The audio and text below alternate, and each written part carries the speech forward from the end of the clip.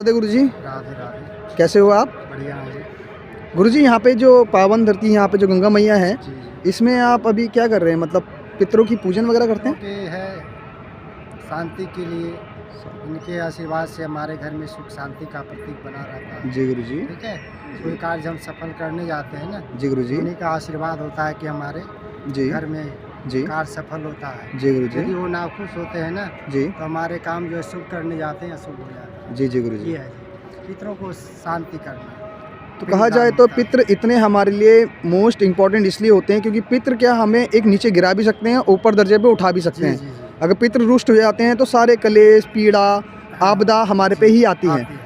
तो पितरों को एक शांत करना और पितरों की पूजा करना, उन्हें खुश रखना है, एक आपकी एक जिम्मेदारी है। जी जी जी। गुरु जी, आपका नाम जान सकता हूँ? हाँ जी, संजय पांडे जी। संजय पांडे। गुरु जी, इस स्तर में आप कब से हैं?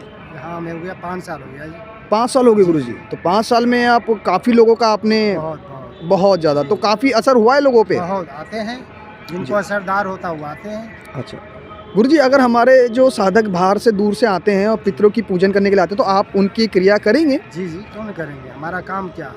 जी, जिससे उनको वो आप ऊंच बोलते हैं ना कि एक सक्सेस हो जाए, सक्सेस की चोटी में होता है, चले जाएं। जी जी। तो मतलब पितरों से काफ़ी मोस्ट इम्पॉर्टेंट ये चीज़ होती है। जी जी।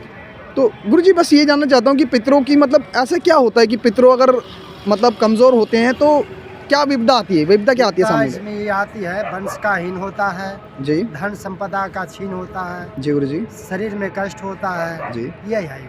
गुरु जी, कई लोग दवाइयाँ खाते हैं और बीमार ही रहते हैं, हाँ, मतलब तो वही कारण है, पितरों का ही कारण होता है। नाखुश के कारण होता है। कोई काम बंदिश हो जाती है, जी। उसमें बोलते हैं कि काम बंदिश में नुकसान हो रहा है, हाँ, तो वही सब होता है। यही पितरों का कारण होता है।